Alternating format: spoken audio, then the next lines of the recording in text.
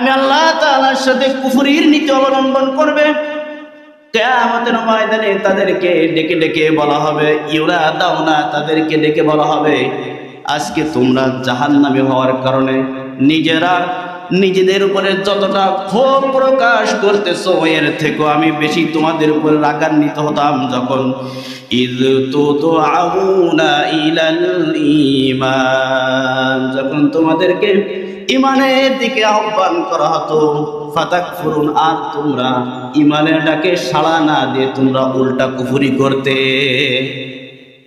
তোমরা আজকে জাহান্নামী হওয়ার কারণে যতটা নিজেদের উপরে ক্ষোভ প্রকাশ করতেছো, এর থেকেও বেশি আমি তখন রাগান্বিত হতাম যখন দুনিয়ায় থাকা অবস্থায় তোমাদেরকে ঈমানের দিকে আহ্বান করা হতো আর তোমরা উল্টা কুফরির দিকে অগ্রসর হতে। এই কাফেররা সেদিনকে বলবে, ক্বালু রাব্বানা আমাত্তানা ইসনাতাইনি ওয়া আহইয়াইতানা ইসনাতাইনি ফাআতারাফনা বিযুনুবিনা। তারা সেদিন বলবে, রব্বুল আলামিন, তুমি আমাদেরকে দুবার মৃত্যু দান করেছো, দুবার জীবন দান করেছো, ফাতারাফনা বিযুনুবিনা, ফলে আজকে আমরা আমাদের সমস্ত অন্যায়কে স্বীকার করে নিলাম। ফাহাল ইলা খুরুজিম মিন সাবিল, আজকে আমাদেরকে এই জাহান্নামের আগুন থেকে নিষ্কৃত পাওয়ার কোনো রাস্তা আছে? সেদিন বলবে যে তুমি আমাদেরকে দুবার জীবন দিয়েছো, দুবার মৃত্যু দিয়েছো, এখন বলো আল্লাহ, আমরা তো অন্যায় তো করেই ফেলেছি, ফাহাল ইলা খুরুজিম মিন সাবিল, ওই জাহান্নাম থেকে বের হওয়ার, নিষ্কৃত পাওয়ার কোনো রাস্তা আছে? আল্লাহ রাব্বুল আলামিন বলবেন, যালিকুম বিআন্নাহু ইযা দু'িয়াল্লাহু ওয়াহদাহু কাফারতুম ওয়া ইন ইউশরাক বিহি তু'মিনু।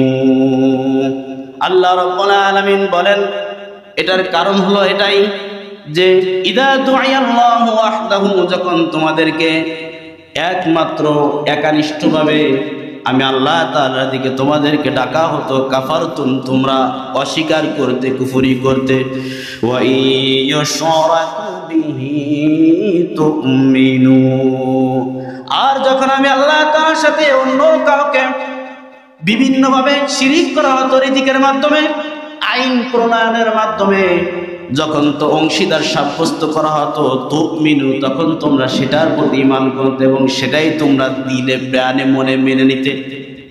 ফাল হুকমু লিল্লাহিল আলিয়্যিল কাবীর, আজকে তোমরা শুনে রাখো, এই জাহান্নামের আগুন থেকে নিষ্কৃত পাওয়ার কোনো রাস্তাই তো নেই। এমনকি ফাল হুকমু লিল্লাহ, বিচারের মালিক একমাত্র আমি আল্লাহ রাব্বুল আলামিন, আল আলিয়্যুল কাবীর, যিনি সুউচ্চ এবং সুমহান অধিকারী। সুবহানাল্লাহ বলেন।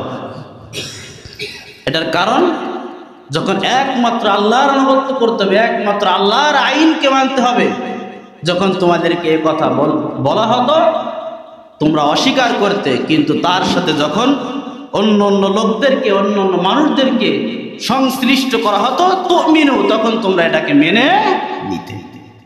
কথা যিনি বলেছেন তিনি কে?